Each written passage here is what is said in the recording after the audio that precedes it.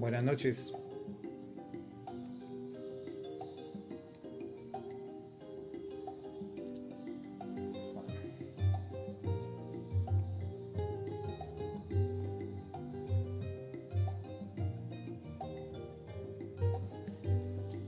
Vamos a ver cuánto nos llegan al día de hoy. Démonos unos segunditos y pongo un poquito de música antes de iniciar nuestro lindo oficio del día de hoy. Buenas noches, Harold Sierra, primero en llegar hoy. Una medalla de abnegación para ti. Vamos a cambiar de cuenta aquí, por este lado.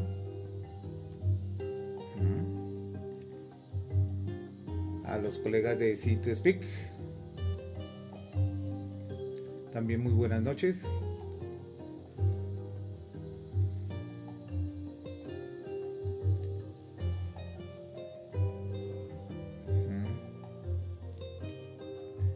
Gabriela, Juan Camilo, buenas noches. Tenemos un compromiso, Camilo, institucional.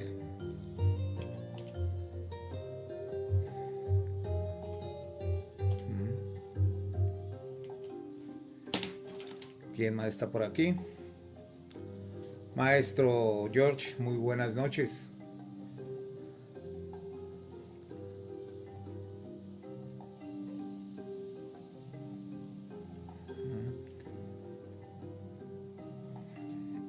Aquí esperando que no tengamos problemas técnicos como sucedió la semana anterior. Nos quedemos hablando solos. Eso afecta el rating, como dicen los publicistas.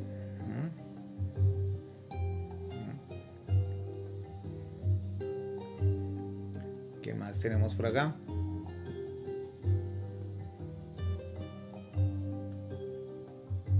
Juliet, muy buenas noches. Juliet Pulido, también la tenemos en línea. Vamos a decir lo que usualmente se dice, ¿no? De que muy buenas noches en esta fría Bogotá. Ya sabemos que Bogotá es frío y en lo personal eso es lo que me encanta a mí en mi ciudad, el frío, ¿sí?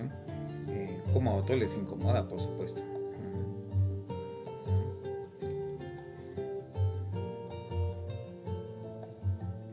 Esta noche me hizo recordar hoy, mientras escogía el autor que nos va a acompañar hoy, que hace 2 días se conmemoraba la independencia de Panamá de Colombia, es decir, que habíamos perdido una parte de nuestro territorio nacional posterior a la guerra de los 1000 días. Y sin embargo, Panamá siguen siendo nuestros hermanos y por supuesto también produce de todo, literatura, y eso nos dice que aquí, vecino a nosotros, a nuestro territorio colombiano, en el Istmo de Panamá, nace el autor del cual vamos hoy a trabajar, ¿sí? Luz Ángela, buenas noches. Y espero que los espíritus no me saboteen, ¿sí? Y ni lo que esté materializado, por supuesto.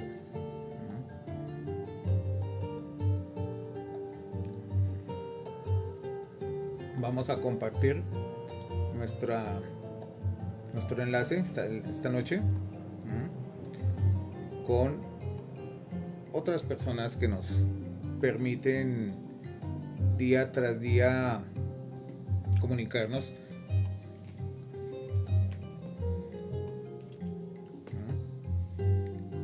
con la comunidad tomasina en un sentido más amplio. Bueno, ya tenemos esto listo y damos inicio a nuestro trabajo de hoy. Bernardo Domínguez Alba es el autor panameño al cual invitamos esta noche. No es un premio Nobel, pero es también importante. Es uno de los más connotados escritores de Panamá. Y Bernardo Domínguez Alba se conoce en el mundo de la literatura es como Rogelio Sinan, ¿sí? De Rogelio Sinan he escogido un cuento para hoy y es intitulado La Boina Roja, ¿sí? Entonces Rogelio Sinan nace Panamá en 1902. Por eso es que cuando uno busca los datos biográficos de él en la red, aparece como colombiano de nacimiento. 1902 Panamá todavía pertenecía a Colombia en términos territoriales, pero obviamente él es panameño 100%. Muere en el año 1994 después de una dilatada carrera como escritor y también como diplomático de su país en Europa principalmente. Bueno, sin más, Alex Hurtatis está por allí también. Buenas noches, Alex. Mire, doctor Paul Ecker, su silencio no corresponde en nada a la buena voluntad que hemos tenido en su caso. Debe usted comprender que la justicia requiere hechos concretos. No me puedo explicar la pertinacia que pone en su mutismo. Pertinacia significa terquedad, ¿no? Obcecante, una persona insistente. Paul Ecker clava sus ojos verdes en el vacío, siente calor, transpira. Las pausas y crónicas de un gran ventilador le envían a ratos un airecillo tenue que juguetea un instante con las rojizas hebras de su barba. Allá en la islita no hacía tanto calor. Era agradable sentarse en los peñascos a la orilla del mar, hundir los ojos en la vasta movilidad oceánica, ver cómo se divierten los raudos tiburones y sentir la caricia del viento que te echa al rostro la espuma de las olas. Hemos tenido, doctor, no solo en cuenta el merecido prestigio de que goza como biólogo y médico, sino también las múltiples demandas de clemencia enviadas por hombres celebérrimos, por universidades, academias, museos. Vea qué arsenal de cartas. De Londres, Buenos Aires, Estocolmo, París.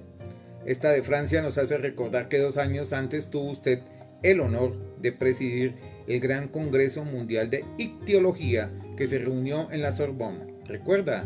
Menos mal que sonríe. Oh, la Sorbonne. Sí, allí la conoció. Tenía el aspecto de una inocente colegiala, pero qué embrujadora. Lo que más lo sedujo fue su faldita corta azul marino y aquella boina roja levemente ladeada sobre una sien. Solo quiero su autógrafo, le dijo. Yo me llamo Linda Olsen y estudio en la Sorbonne. Me interesan las ciencias. Quisiera hacer prodigios como Madame Curie. ¿De qué estado es usted? Yo soy de Atlanta. Paul Ecker se estremece sin saber definir si es por el aire de los ventiladores o por otras 1000 causas que procura olvidar sin conseguirlo. El funcionario prosigue. En estas cartas nos niegan ser clementes. Nos mencionan sus recientes estudios sobre diversos temas de ictiología y asimismo, como dice John Hamilton, por la gran importancia de su memoria sobre la vida erótica en los peces, en la cual relaciona con las fases lunares los cambios de color que durante el desove sufren ciertas especies. Por culpa de John Hamilton, se la encontró de nuevo en Pensilvania. ¿No me recuerda ya? Soy Linda Olsen, la de la boina roja. ¿Qué memoria la suya, doctor Ecker? Claro, como no llevo mi casquete purpúreo ni la faldita azul. ¿Qué tal me veo con lentes? Parezco gente seria, ¿verdad? Tal vez por eso no me ha reconocido. Jamás olvidaré nuestros paseos en París. ¿Recuerda en el otoño cómo caían las hojas? Y el paseo vespertino en las barcazas del Sena, y aquella tarde alegre en lo más alto de la Tour Eiffel. Tengo en casa la foto, ¿la recuerda? Bueno, doctor, no quiero fastidiarlo. Le debo declarar de todos modos que este encuentro no ha sido casual. He venido a buscarlo porque en la prensa he visto que el Instituto de Piscicultura lo envía a estudiar los peces del archipiélago de las Perlas, cerca de Panamá. ¡Qué maravilla! Pasar un año entero disfrutando del trópico, del mar, del sol, del aire, libremente y en último contacto con la naturaleza. Tiene usted que llevarme. Es necesario que yo sea su asistente. Doctor, se lo suplico. Vea que tengo razones para hacerle este ruego. Ya estoy desesperada. Mire si no. Usted sabe que me gradué en París. Bueno, de nada me ha valido todo eso. Todavía ando cesante. Sí, no he de negarle que recibí una oferta de John Hamilton. ¡Qué ofensa! ¿Se imagina? Yo asistente de un hombre de color. Oh, sí. Todo lo célebre que usted quiera llamarlo. Ni me lo diga. Ya sé que es candidato al premio Nobel. Sí. Pero aún así, usted comprende, doctor. El juez respira incómodo. se enjuaga la calva con el humedecido pañuelo y, haciendo mil esfuerzos para conservar la calma, declara: todo ello nos obliga a ser un tanto indulgentes, pero necesitamos saber de todos modos el paradero de Miss Olsen. Cuando lo hallaron a usted sobre la playa de Saboga, parecía enajenado. Llevaba en la cabeza la boina roja de ella. Su ropa, hecha jirones, daba a entender su lucha con las olas entre los arrecifes. Tenía además las manos y los pies rasguñados. La sangre de una herida más honda había manchado parte de la camisa. A medida que fue recuperando su lucidez mental, daba diversos y hasta contradictorios detalles del siniestro, lo cual fue buen estímulo para que los marineros de la base imaginaran e hicieran circular las más extrañas versiones del suceso. Unos, al ver deshecha la pequeña chalupa, pensaron que iba usted con Miss Olsen cuando lo sorprendió la tempestad. Otros, por ciertos datos inconexos que usted dejó entrever, supusieron que usted había empujado a Miss Olsen entre los tiburones. Hubo quienes creyeron lo del suicidio por no sé qué percance sentimental. Sigue pensando el autor y dice: ¿cómo iba a asesinarla? Suicidio ni pensarlo. Las causas y los hechos eran muy diferentes. Pero ¿cómo decirlo sin despertar la duda de que fuesen producto del desvarío causado por el naufragio? Todavía le quedaban en los oídos la escalofriante risa de la haitiana y aún parecíale oír sobre las olas el canto de Linda Olsen tremolando como una banderola. Y sigue el juez: por eso decidimos celebrar esta audiencia preliminar muy en privado. Solo estarán presentes las personas estrictamente necesarias, y eso cuando haga falta. No le hemos dado pase ni a los señores de la prensa, usted comprende. Sería un gran desprestigio para la ciencia, y así nos lo ha advertido por cable cifrado en el Instituto de Piscicultura. Aún de Washington se recibió un mensaje en el que insisten sobre la discreción que este proceso requiere, tratándose de una celebridad como usted. Sin embargo, no debemos negar que ciertos trámites de obligada rutina, o tan solo para cubrir las apariencias, ya que, según lo han confirmado sus colegas de la universidad, no existe indicio alguno que no dé fe absoluta de su inocencia. De todos modos, usted debe ayudarnos. ¿Por qué motivo insiste en su rotundo silencio? Yo no podría eximirlo de rendir declaración de los hechos. La ley lo exige, mi querido doctor. Mire, para ayudarlo le voy a refrescar la memoria. Hace un año, tal vez año y medio, llegó usted a la base militar de Saboga con buenas credenciales y en compañía de su asistente, Linda Olsen. Iba usted a explorar todas las costas del archipiélago y a seguir estudiando, como dice esta nota del instituto, abre comillas, la época de la fresa en ciertos peces de desove heteroclítico, como también la ovulación de las hembras denominadas partenogenéticas. Cierre comillas. El comando militar de la base le prestó la más franca colaboración. Se le asignó, para uso exclusivo de usted y su asistente, una lancha de motor y dos adjutores, una maquinista de raza afrodinense, que es Joe Ward, y un marinero blanco, Ben Parker. Y sigue sonando la voz en la mente y dice: Polecker se contempla a sí mismo en la base militar de Saboga. El comandante lo recibió cordial y se mostró festivo con Miss Olsen, que lucía nuevamente su boina roja. «¿Se va usted a aburrir en este islote?», le dijo. Sorprendida, Miss Olsen le preguntó a su vez: «¿Es que no vamos a residir aquí?». Y él, yendo hacia la puerta, contestó: «No, señores, vengan conmigo al porche». Y señalándoles un islote cercano agregó: «¿Ven esa ínsula con varios farallones? Es allí donde está el laboratorio. Las investigaciones las inició Frank Russell, pero como era médico militar, no hace mucho se embarcó para Asia. Yo mismo sugerí la conveniencia de traer a un civil. Les aseguro que van a estar ustedes muy cómodos. Verán en el islote una cabaña debidamente equipada. La Asea Yeya, una haitiana que cuida las gallinas y cultiva la tierra. Es bejancona, le dicen la vudú. Habla una jerga extraña, pero entiende el inglés. Ella verá la forma de que nada les falte. Si aún necesitan algo, pueden mandarme a Joe. Es buen muchacho, vivirá con ustedes y les será muy útil. No hay nada que él no sepa. Es cocinero, mecánico, marino y hasta, asómbrese, gran tocador de banjo, perdón. Ben Parker es un buen ayudante y toca armónica. Es parcero de Joe. Siempre andan juntos. El funcionario mueve su corpulencia provocando un discordante chirriar de muelles flojos y de piezas gastadas. No sé por qué motivo al poco tiempo usted mismo solicitó el retiro de ambos jóvenes, ¿no es así? El doctor Ecker sufre un ligero estremecimiento, mira al juez suplicante y moviendo en el aire entre ambas manos con gesto de impaciencia declara: mire, hay circunstancias en las que, usted sabe, es tan complejo todo esto. Para explicar los hechos y evocar claramente la pura realidad, sería preciso acusar a personas que a lo mejor son inocentes. Si hay fe de esa inocencia, no las complica usted en absoluto. Y además ya le he dicho que esta causa la estamos ventilando con la más rigurosa reserva. Puede estar bien seguro de que nada de lo que aquí se diga saldrá de este recinto. Prosiga usted. Nuestros primeros días en el islote fueron de una belleza inexpresable. La casa era muy cómoda mientras la vieja la arreglaba y atendía a la cocina. Linda, los muchachos y yo deambulábamos de roquedo en roquedo reconociendo las encantadas costas. No podría describirle la sensación de magia que iba sobrecogiéndonos en aquel tibio ambiente de luz, color y trinos. Yo, pecador de mí, perdí mi tiempo, si así se puede decirse, entusiasmado por múltiples hallazgos de índole puramente científica. Ben y Joe, los dos jóvenes, tenían que acompañarme cargando mis enseres.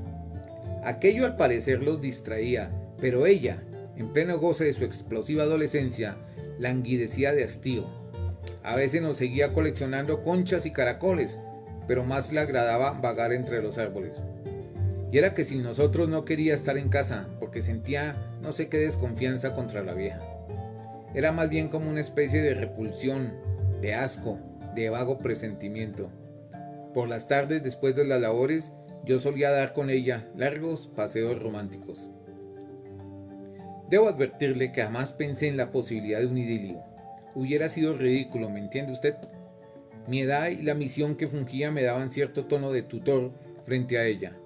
De modo que por ética profesional y sobre todo por mi constante razón de estar en éxtasis, abstraído, embebido, no podía darse aquello.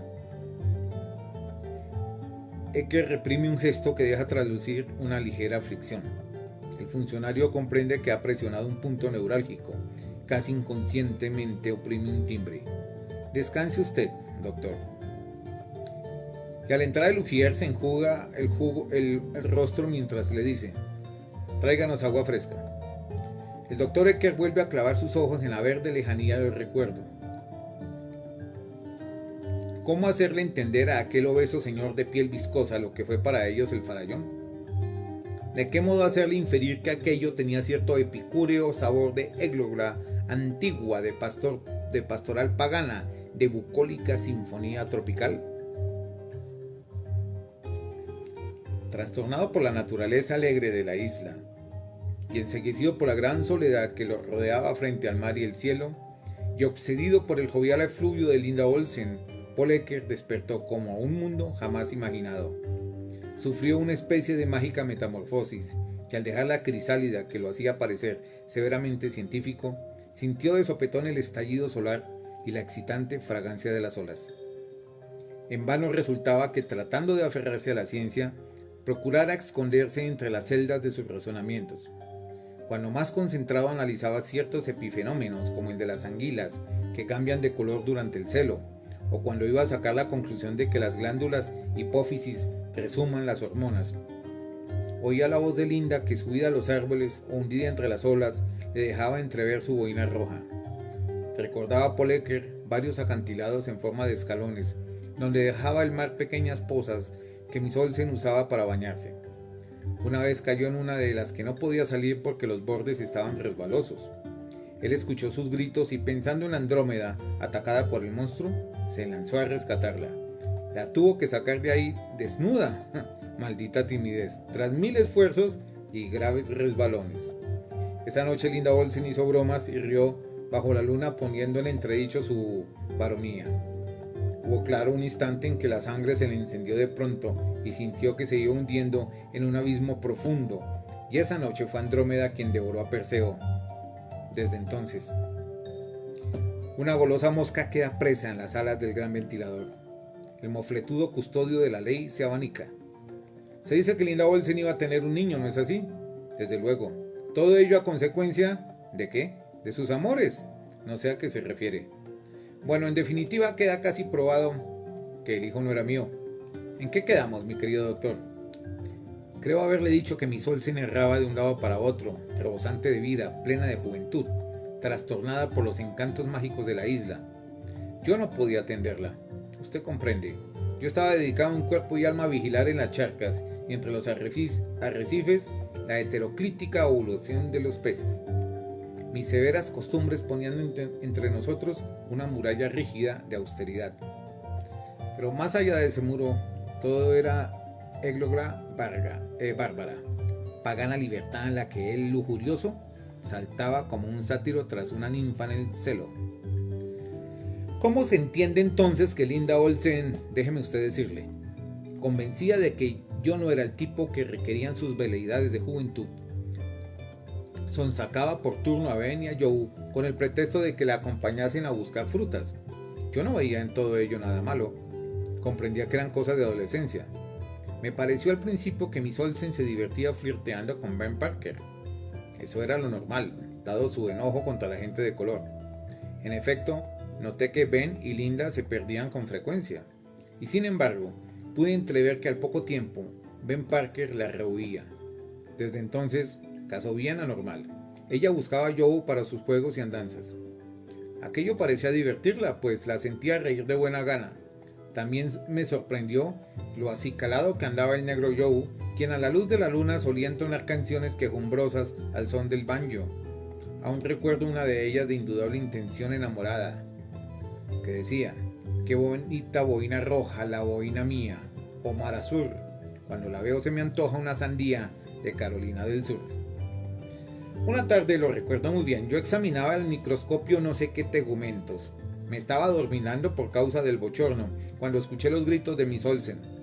Pensé que a lo mejor la habría picado una coral o acaso una tarántula. Al asomarme atónito, la vi venir corriendo, desgreñada, gritando: ¡socorro! ¡Me han violado! Noté que el negro Joe, loco de pánico, descendía hacia la rada casi volando. Bajé por el barranco precipitadamente para pedirle explicaciones, pero él logró embarcarse, cuchicheó con Ben Parker y ambos partieron en la lancha, sin perder un minuto.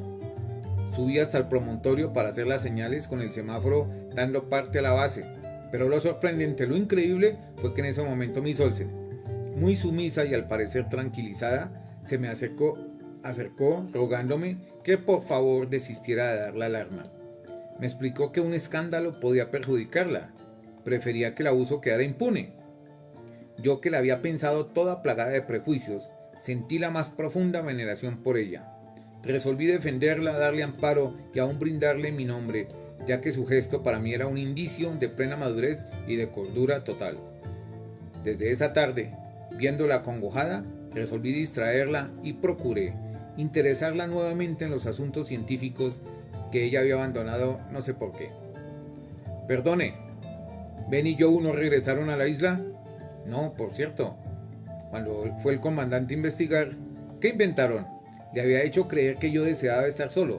Desde luego, preferí confirmar esa versión. Y aún dije al comandante que como ya era tiempo de la fresa, prohibiera que sus hombres se aproximaran al islote porque espantaban a los peces y hasta podían interrumpir el desove. Cuando él quiso insistir, le aseguré que la vudú nos bastaba para los menesteres de la casa. Desde entonces ya no hubo distracciones y nos dimos de lleno a los cultivos y a la atinada observación de las aguas. La haitiana vivía distante de nosotros y poco la veíamos, sobre todo porque pasaba el tiempo pescando en alta mar. Navegaba en una frágil chalupa que parecía una nuez entre las olas. Fue entonces cuando Linda pareció darse cuenta de que en su vientre el niño era del negro entonces. Solo puedo decirle que era de ella.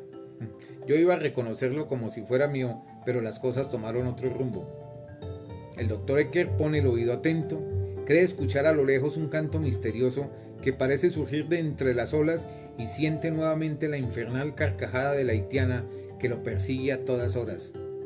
El juez insiste, y en resumidas cuentas, ¿No estaba usted seguro de que el niño fuese suyo o del negro? Sé que hubo relaciones.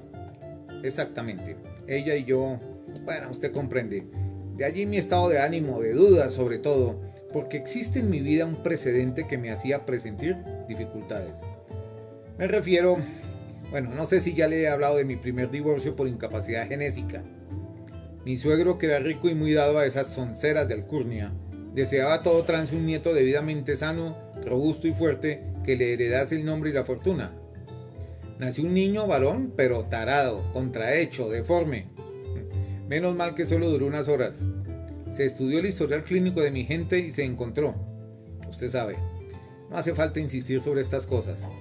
Mi suegro me obligó a cederle el puesto a un semental de indubitable fecundia. A aquel fracaso inicial debo mis glorias en el campo científico. Conociendo lo propio de mi destino, preferí refugiarme entre mis libros y me negué al deleite de una familia. ¿Por qué insistir sabiendo que mis hijos nacerían defectuosos?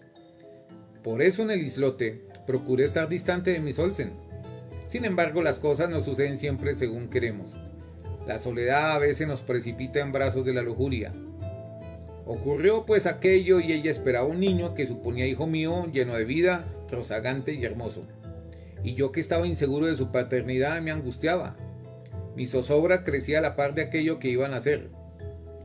Era un dilema sin solución posible, pues si me ilusionaba creyéndolo hijo mío, pensaba en monstruos, en seres anormales, en fenómenos. Y si lo imaginaba hijo del negro, imagínese. Una secreta esperanza me confortaba a veces al juzgar que a lo mejor aquel ambiente embellecido de la isla podía haber ejercido una influencia benéfica sobre la gestación de la criatura. Solo por eso, a lo mejor, llevado por mi interés científico, no quise deshacer lo dispuesto por la naturaleza. Lo que más me aterraba era que Linda pudiese abandonarme al enterarse de mi fatalidad. Por eso, puesto a escoger entre los dos alumbramientos posibles, yo preferí el del negro. Linda Olsen me pedía que la llevara a la base para que la atendieran debidamente. Yo se lo prometía, pero estaba dispuesto a realizar yo mismo la operación en la isla, sin testigos odiosos, habiendo decidido adormecerla para que ella ignorara la realidad hasta el momento oportuno. Era tal mi impaciencia que los días y los meses me parecían más lentos.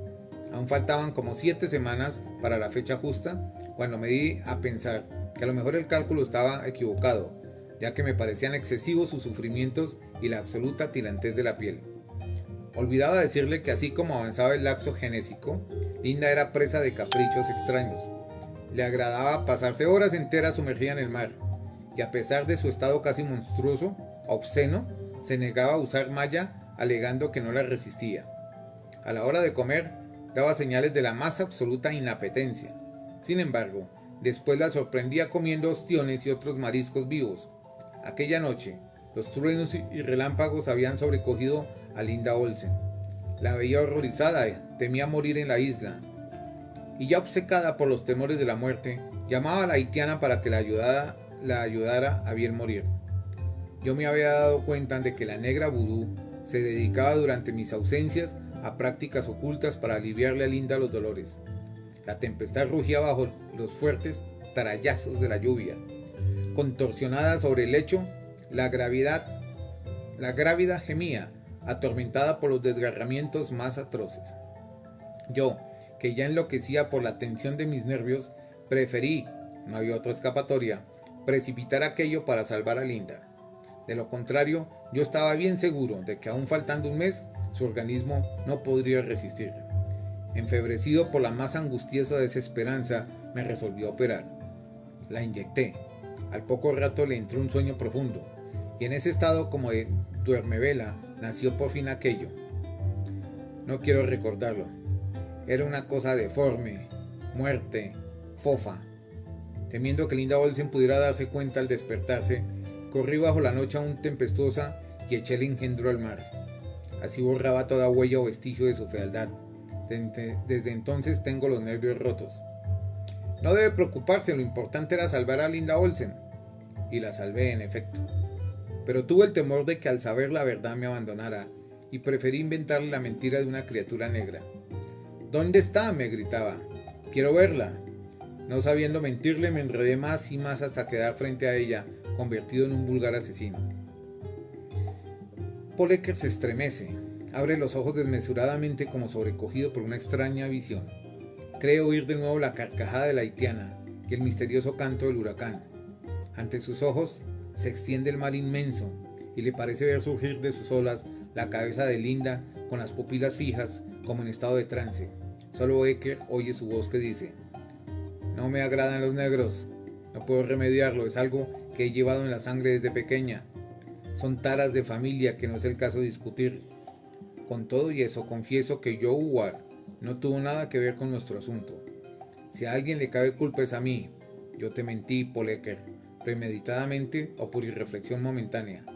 Mejor dicho, no hubo ficción alguna, más bien malentendido. Lo cierto es que el ambiente de la isla me hechizó transformándome. Me hizo ver en mí misma otra persona distinta de la de antes. Para mí, pobre víctima de las inhibiciones sociales, aquello era un milagro de libertad. Allí en la isla no había prejuicios que me ataran. Deshice mis cadenas y me sentí a mis anchas, con ganas de gritar, de hundirme íntegra en la embriaguez del ambiente. Todo en la isla me parecía un milagro de la naturaleza. Las coloras del mar, el juego alegre de espumas y gaviotas, el canto de los pájaros, el brillo de la luz, la exuberancia de vida, la canícula y el olor penetrante de la tierra después de la tormenta. Todo hablaba de amor, todo era un himno pagano que me inundaba como en una vorágine lujuriosa, lasciva. Mi juventud ardía, mi cuerpo joven se deshacía en un delirio deslumbrado. Por eso, en pleno gozo de mis actos, retozaba descalza bajo la lluvia. Quería hacer una nota en el gran canto de la naturaleza. Con qué placer ansiaba vengarme de la vida dejada atrás. Por eso me entregué sin preámbulos al rubio Parker. Lo hice sencillamente como lo hacen los pájaros y las aves del mar. Aquello para Ben solo fue un rato de ofuscación. Pensó en las consecuencias y aterrado ya no quiso acercárseme. Me huía. Yo en cambio lo deseaba sin compromiso alguno. Quería saciar mi sed, pues ya era tarde para frenar mi impulso.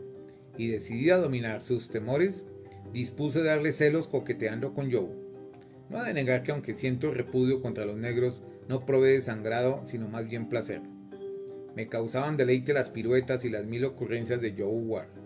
Joven, fuerte, radiante, tenía los dientes blancos y reía con una risa atractiva. La atmósfera de la isla y la fragancia de la brisa yodada me lo hicieron mirar embellecido como un Apolo negro. Comencé a darme cuenta de que estaba en peligro de entregarme, pues ya me le insinuaba con insistencia. Él, viéndose deseado, fue cayendo en la urdimbre devoradora. Y una tarde, Ben Parker lo esperaba en la lancha, pero Joe prefirió jugar conmigo. Yo le tiraba frutas de un árbol cuando de pronto me zumbó una mejor. Asustada quise bajar del tronco y resbalé. Joe, acercándose, me recibió en sus brazos y me besó en la boca.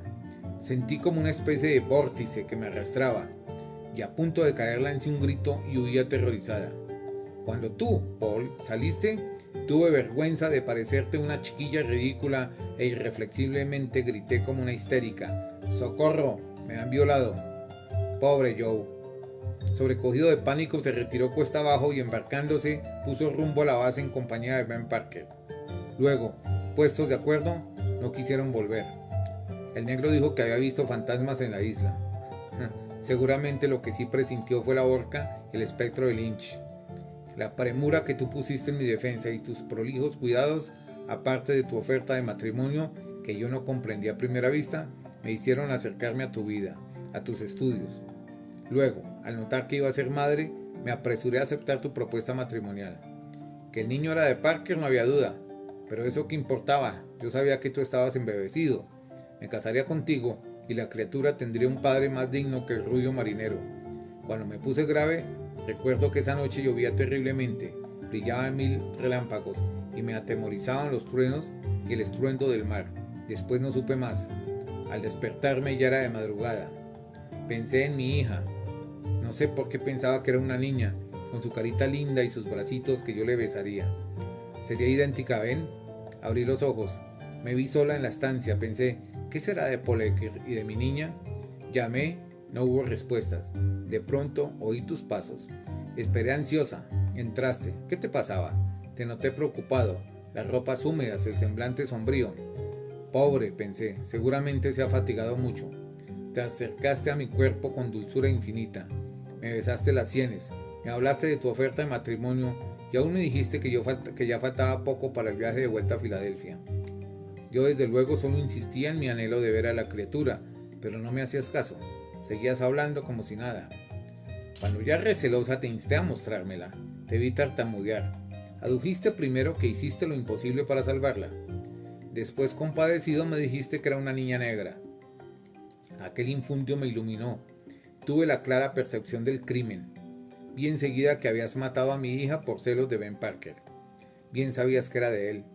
Asesinaste a mi niña, a mi pequeña criatura hermosa y bella. Asesino, asesino. El funcionario golpea impacientemente la mesa con un lápiz como para llamar la atención del acusado. Y luego, con gran paciencia, dictamina.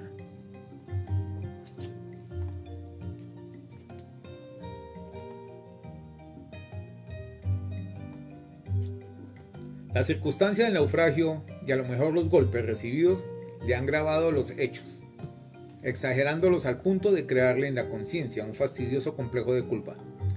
Sin embargo, lo que hizo aquella noche es lo normal. ¿Quién va a acusarlo por no guardar un feto? Lo que deseo saber son los motivos que lo obligaron a embarcarse en una frágil chalupa bajo la tempestad, en compañía de Linda Olsen. Yo pensé que, creyéndole incapaz de operarla, quiso llevarla a todo trance a la base. Pero debió ser otra la razón, ¿no es así? ¿Cómo explicarle al juez la gran verdad? Si a medida que avanzaba hacia ella la creía menos real, y él mismo comenzaba a dudar de lo que había comprobado con sus manos, en las que aún persistía la sensación del milagro. ¿Cómo hacerle entender sin prueba alguna que aquel raro prodigio no fue ilusión de sus sentidos? Paul Ecker sabe muy bien que si declara la verdad que él conoce, traerán a un alienista para que lo examine, y sin embargo, solo piensa en aquello. Esa noche, mientras la tempestad ponía su infierno de luces y de ruidos, él, deseando conocer la verdad y ya cansado de ver sufrir a Linda, resolvió adormecerla. En ese instante surgió el raro misterio. Vio una carita fina, muy tierna, sonrosada, y unos bracitos tersos, impecables. Sintió un júbilo tal que estuvo a punto de descuidar el parto.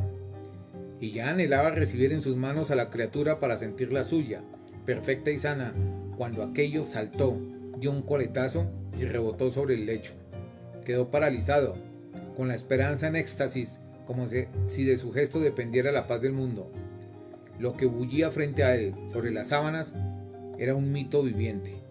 Un pez rosado como un hermoso barbo, pero con torso humano, con bracitos inquietos y con carita de querubín. Aquella cosa de rasgos femeninos tenía todo el aspecto de una sirena. Él las había admirado en obras de arte, en poemas, todavía recordaba los divinos hexámetros de la Odisea, pero jamás pensó, ni por asomo, que una hija suya, cáspita, qué misterioso génesis la originaba. Recordó que al marcharse Ben y Joe, es decir, cuando Linda recuperó a su lado la afición al estudio, una mañana, con las primeras luces, iban a darse un baño entre las rocas, cuando ella lo llamó haciéndole señas desde un pretil. La inquietud de sus gestos la hizo entrever la magnitud del hallazgo. Se cubrió a la ligera y acercándosele fueron ambos testigos, desde el reborde de una cena de amor que era un poema de la naturaleza. Nadaba entre las aguas un pez enorme de colores fastuosos. La nacarada bestia, que era una hembra, se apoyó en sus aletas, dejó gotear sus huevos hacia el fondo arenoso y la misión concluida se retiró con suaves ondulaciones. Al poco rato llegó el macho gallardo, nadó parsimonioso sobre la fresa y acomodándose con ritual ceremonia, fue cubriéndola con su rocío blancuzco. Satisfecho un instinto se alejó muy orondo. La especie estaba a salvo. Deslumbrados por la pasión científica, Linda y él sumergiéronse para observar de cerca la ovulación. En mal momento los juntaba la ciencia, la impresión producida por lo que habían mirado, la tibieza del agua y el olor excitante de aquella mezcla. Solo al pensar en ello se le crispaban los nervios. Fue un grito de la sangre que no pudieron sofocar. Era el dictamen de la naturaleza, y sucumbieron entre aquella sustancia gelatinosa. Todo estaba muy claro. La pequeña sirena con su piel sonrosada tenía ancestros oceánicos. Era el connubio del pez y el ser humano. Sin embargo, la pasión de la ciencia se impuso en él. Fue superior a su fracaso genésico, y olvidando la burla que le estaba jugando el destino, pensó en la trascendencia del acto en sí. Nada en el mundo tendría más importancia que aquel hecho científico. Su nombre volaría en alas del triunfo, de la fama, del genio. Las universidades le brindarían honores y condecoraciones. Y ya veía su nombre en los carteles anunciando la gloria de Paul Ecker. Cuando notó que la sirena perdía vitalidad y retardaba sus saltos poco a poco como lo hacen los peces sobre la playa, comprendió que siendo el mar su elemento, no tardaría en morir fuera de él. Ya apenas se soltaba y abría la boca, agonizante, poseída de asfixia, en un esfuerzo final de vida o muerte, y en ese instante todo lo hubiera dado por salvarla. La recogió en sus brazos con el mayor esmero y apresuradamente corrió hacia el mar. Ya las primeras luces anunciaban la aurora y el huracán había cesado. Solo seguía cayendo una llovizna suave, persistente. Se hundió en el agua casi hasta la cintura y en ella sumergió a la sirena con la ritualidad de quien impone el bautismo. Poco a poco la notó revivir y al ver que ya su cola abanicaba las aguas lánguidamente, la dejó rebullirse para ver si nadaba. Fue una absurda locura. Nunca debió intentarlo. La sirena dio un coletazo fuerte, hizo un esguince y aunque él quiso evitarlo, se sumergió fugaz. Aún percibió un instante sus relumbres entre la transparencia y al perderla definitivamente se quedó como en vaivía. Había dejado huir de entre sus manos la gloria y había ocurrido todo con tal celeridad que aún Paul Ecker se imaginaba aquello cual jirones de nieblas entre el sueño. ¿Cómo explicarle a Linda aquel misterio? ¿Cómo hacerle creer lo que él ya mismo condenaba a la duda? El juez insiste. Si había ocurrido todo, ¿por qué desafió usted la tempestad en esa frágil chalupa con Miss Olsen? ¿No quiso resignarse a aceptar la realidad de los hechos? Pareció que en efecto se resignaba y que creía a pie juntillas lo que le dije. Yo me mostré solícito con ella e hice venir a la haitiana para que la cuidara. Había quedado muy débil y fue preciso restaurarla con tónicos y caldos. Cuando ya se sintió fortalecida, la acompañé unos días en sus paseos y como ya las lluvias iban cesando, proseguí mis estudios entre los arrecifes. Fue entonces cuando noté en Linda los trastornos que me pusieron en estado de alerta. Linda sufría una angustia cuyas causas no me sabía explicar. La asediaban los fantasmas del mar en pesadillas nocturnas con sobresaltos.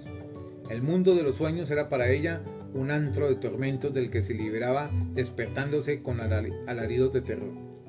No se atrevía a dormirse, pues se veía rodeada por monstruos pisiformes que danzaban en una extraña ronda de risas, cantos, espumas y coletazos.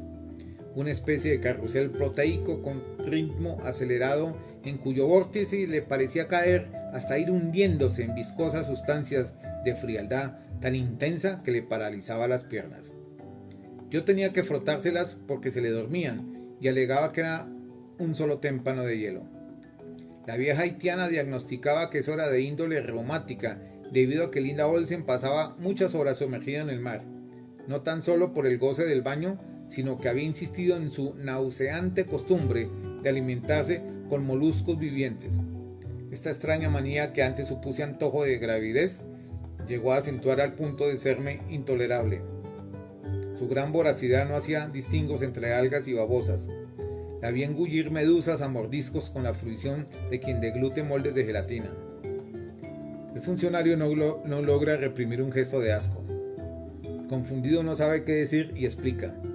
Por lo que veo, tratábase de una extraña psicosis. Afortunadamente el psicoanálisis, mire, no hay remedio mejor que el sol, el mar y el aire. Lo grave es que el conflicto fue agudizándose con manifestaciones de terror, motivado por un poder ignoto.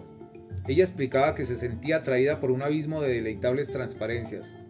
Ese augurio de goces con posibilidades de agonía la ponía en trances contradictorios de repulsión y simpatía, como ocurre con la inexperta adolescente que, sintiendo la seducción erótica, frena el deseo por miedo de la culpa. Esa idea nebulosa de su trastorno adquiría a veces la seductora forma de tritones que la inhibían cantando obscenidades cuando no retozaban con carcajadas ebrias. De allí su afán constante de chapalear entre las ondas, tan intenso que a veces levantábase del lecho, sonámbula y desnuda, se dirigía a la playa a grandes saltos. Estos diversos síntomas me fueron indicando su fatal propensión a convertirse en sirena. Tenía que darle alcance, despertarla y devolverla a su lecho. En ese estado de éxtasis me hablaba y razonaba sin percepción de sus actos. Una noche me confesó que estaba enamorada del mar y, seducida por él, aseguraba que llegaría el momento en que tendría que dársela definitivamente. Meditando sobre ello, elucubré lo del complejo de Glauco, de que tanto se ha hablado en los periódicos. Debe usted recordar que ese héroe mítico comió de ciertas hierbas y se sintió atraído por el mar hasta el grado de no poder frenar su ciego impulso. El pobre no tuvo más remedio que sucumbir. Sumergido en sus ondas, las nereidas lo metamorfosearon en Teritón o algo por el estilo. Yo en mi tesis traté de demostrar que tal complejo resulta frecuentísimo en nuestros días. La extraña enfermedad se manifiesta en gradaciones diversas que van desde el ligero chapuzón deleitable hasta el suicidio fatal. Cuando el abogado, con los ojos abiertos, reposa al fin sobre algas que hacen las veces de mortaja. El juez siente un ligero estremecimiento. El desagrado le hace expresar su encono. Mire, si sabía que el conflicto podía llegar a excesos tan macabros, ¿por qué se descuidó? ¿Por qué motivos no puso usted reparo? Pienso que lo aceptado hubiera sido conducirla a la base. Ni pensarlo. ¿Por qué? ¿Quiere explicarse? Porque sencillamente Linda era para mí el único campo de experimentación. ¿O usted no sabe lo que eso significa para un científico? Yo deseaba sacar mis conclusiones sobre el nuevo complejo, lo cual hubiera sido imposible sin el debido estudio de su proceso evolutivo hasta hallarle la solución terapéutica. Y aunque eso le parezca una razón egoísta, no era la única. Sí me sentía capaz de mejorar a Linda Olsen. ¿Cómo iba a darme por vencido? Se habría clasificado como un frasco de mi parte. Dejar que otros colegas atendiesen el caso me hubiera parecido un absurdo. ¿Comprende? Se habría venido abajo mi teoría del complejo. Y por tal motivo, ¿no tuvo usted reparo en descuidar una vida? No, eso no, se lo juro. ¿Quién más capacitado que yo para atenderla? Sobre todo cuando en el caso de ella, yo no veía al paciente casual, sino algo íntimamente ligado a mis afectos. Mi pasión por la ciencia no era tanta como para sacrificar a Linda Olsen. Muy a la inversa, mi vida hubiera dado por su existencia. Yo deseaba curarla siguiendo un plan preestablecido. Lo malo es que nosotros a veces creamos síntomas jamás imaginados por el paciente. Con gran razón se ha dicho que las enfermedades las hemos inventado los médicos. En el caso de Linda me apasionó el complejo de Glauco, a tal extremo que solo hablaba de él. A lo mejor todo ello fue contraproducente. ¿Qué insinúa usted con eso? No sé, suposiciones. Tal vez fue mi insistencia lo que la hizo pensar que era posible transformarse en sirena. Siga usted. En efecto, vi presentarse en ella síntomas parecidos a los de Glauco. Por ejemplo, noté que lo de la parálisis de sus piernas era hasta cierto punto ficticio, ya que podía moverlas.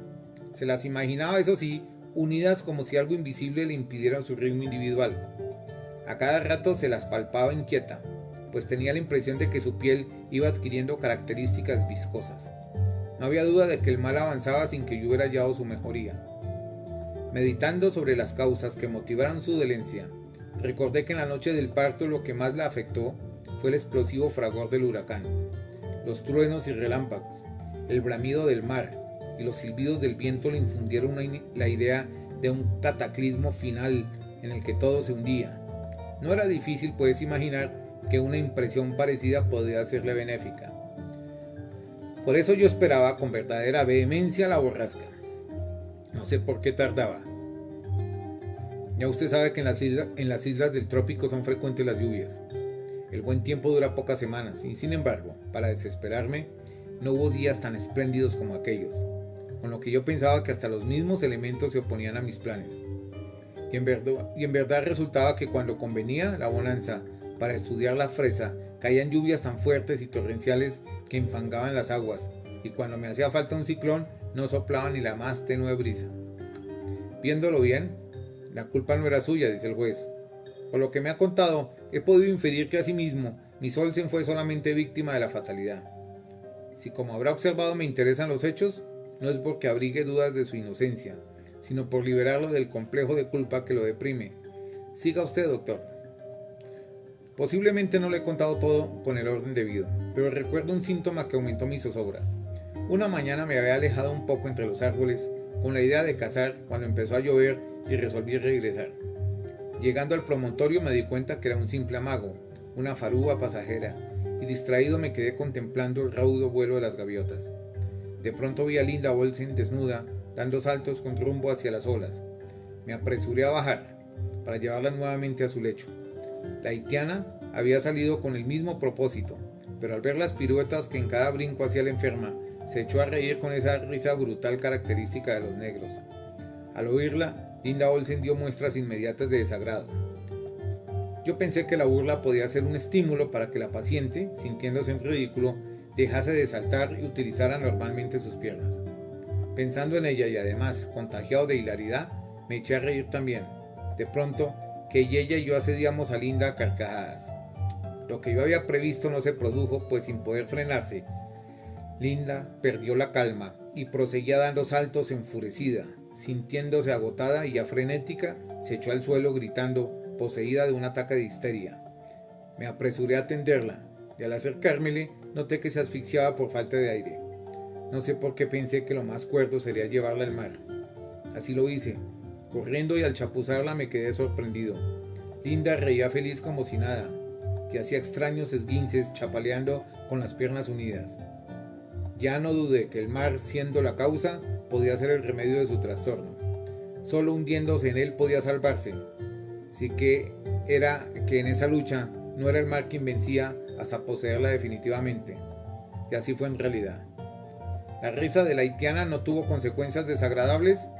Creo que sí, por desgracia. Aquella burla fue una prueba nefasta. Como es de suponer, desde ese día Linda no soportó junto a ella la vudú. La estridencia de aquellas carcajadas había herido su sensibilidad, de tal manera que las oía por todas partes, en el bramido del mar, en el susurro del viento y en el canto de las aves marinas.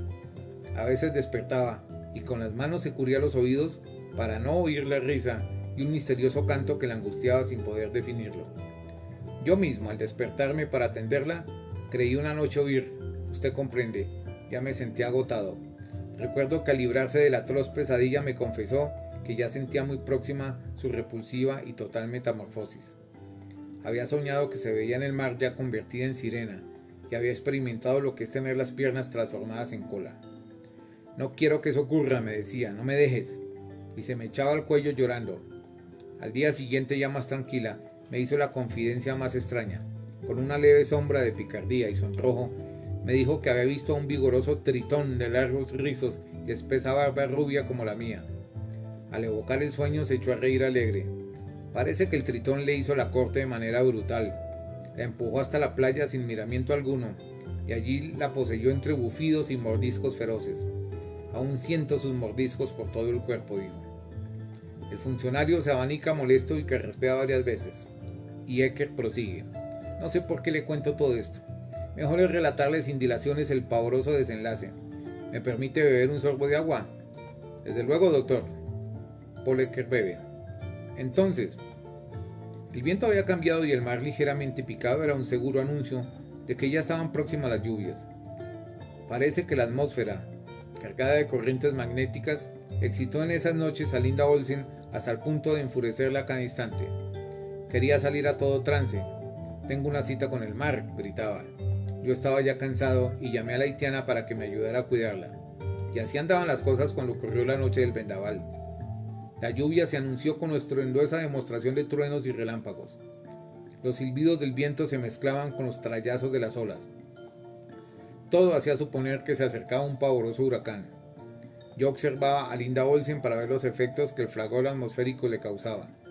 Y pude confirmar que mi diagnóstico no estaba equivocado porque la vi calmarse y hasta pude observar que había olvidado lo de la rigidez de sus piernas. Al notarla dormida consideré que había pasado la crisis y viendo que la haitiana quería marcharse me atreví a licenciarla.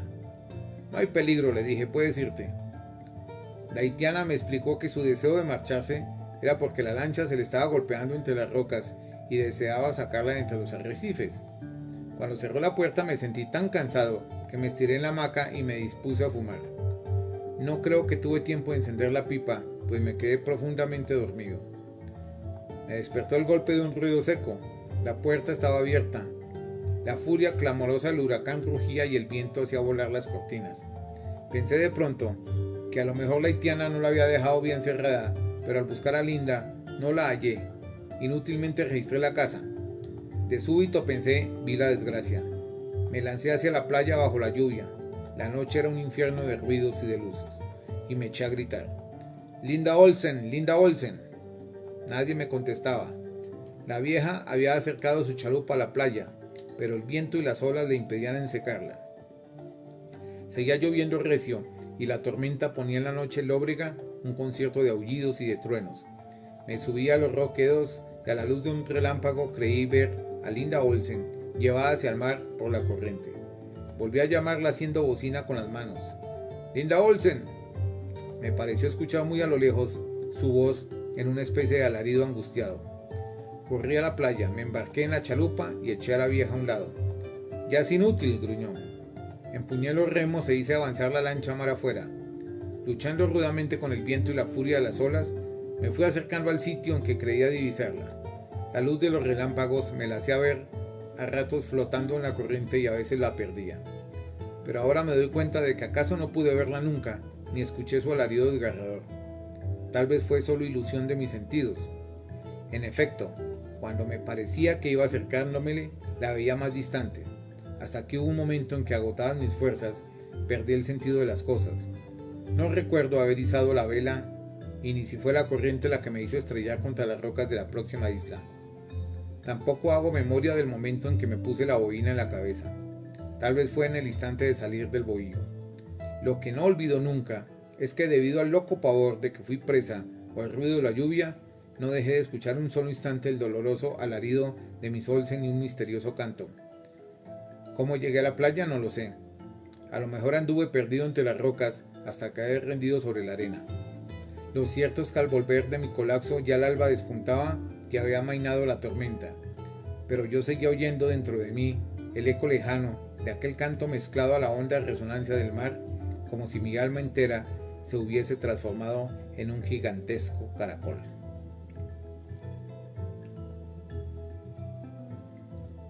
Bueno, ¿qué tal? Sirenas, tempestades. Hay que tener cuidado cuando uno se mete al mar. No sabe qué se encuentra por allí y qué puede engendrar. De la mente fantástica de este panameño, hoy el cuento La Boina Roja. Hago referencia a Rogelio Sinan, nacido como Bernardo Domínguez Alba, 1902-1994. Muchas gracias a todos ustedes por su paciencia, por su calma y por acompañarnos todas las noches, casi religiosamente. Ojalá si asistieran a las clases, con tanto juicio. Feliz noche. Hasta luego.